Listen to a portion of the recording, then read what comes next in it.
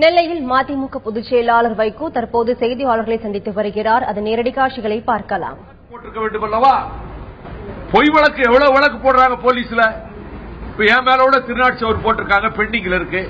கலிங்கப்பட்டி டாஸ்மாக் கடை போராட்டத்தில் பொய் வழக்குகள் போடுவதிலே, புனை வழக்குகள் போடுவதிலே கைதேர்ந்த காவல்துறை அவங்க மேல இந்த மாதிரி கொலை முயற்சிக்கு நீங்க கொலை செய்ய முயல்கிறீர்கள் அவங்க மேல ஒரு வழக்கு பதிவு செஞ்சு ஒரு எச்சரிக்கையாக செஞ்சதா?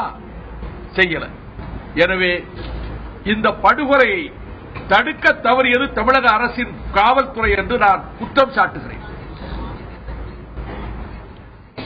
வர்ணாசிரம கொடுமை ஒரு காலத்திலே மனு தர்ம சாஸ்திரத்தின் வழியாக தொட்டால் தீட்டு, கைவட்டால் தீட்டு, ஊர்க்கணக்கிலே தண்ணி எடுக்கக்கூடாது, செருப்பு போட்டு நடக்கக்கூடாது, ஓட்டல்களிலே இந்த தமிழர்களே தண்ணீர் குடிக்கக்கூடாது என்று சொன்ன அந்த காட்டுமிராண்டித்தனமான மனப்பான்மை, அது அந்த மனப்பான்மையிலிருந்து விடுபட வேண்டும் என்றுதான் காந்தியார் போராடினார், பாபா சாஹிப் டாக்டர் அம்பேத்கர் போராடினார், எங்கள் அறிவாசான் தந்தை பெரியார் போராடினார்.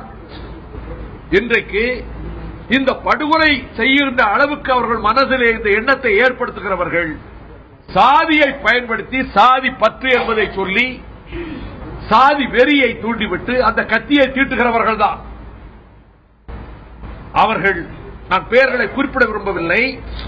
அவர்கள் மேடைகளில் பேசுவது, வலைதளங்களில் பரப்புவது, தலித் சமூகத்தைச் சேர்ந்த தலைவர்களை பற்றி அவதூறாக அவர்கள் சொல்லாததை சொல்லி மற்ற சமூக மக்களிடம் அவர்கள் மீது ஒரு வெறுப்பை உண்டு பண்ணுவது, எல்லாம் அரசியலில் ஓட்டு வேட்டையாடுவதற்காக, ஓட்டுகளை பொறுக்குவதற்காக. வெட்கி தலைகுனிய வேண்டிய நிலையில் இருக்கிறோம். அந்த பையனை பார்த்தா அந்த வெட்டுப்பட்ட காட்சியை பார்க்கவே முடியாது. பட்ட பகல்ல, நட்ட நடுநிசையில் அல்ல, பட்ட பகல்ல. எல்லா அரசியல் கட்சிகளை சேர்ந்தவர்களும் சமூக நலனில் அக்கறை உள்ளவர்களும் இதிலிருந்து விடுவிப்பதற்கு, இந்த குரூரமான சாதிய வெறியிலிருந்து விடுவிப்பதற்கு பள்ளிக்கூடத்திலே அது வெறி உணர்ச்சி தூண்டப்படுகிறது, கல்லூரிகளில் தூண்டப்படுகிறது. அந்த அடிப்படையில் கல்லூரிகளில் மோதல்கள் வருகின்றன. இதிலிருந்து விடுவிக்க வேண்டிய கடமை அனைவருக்கும் உண்டு.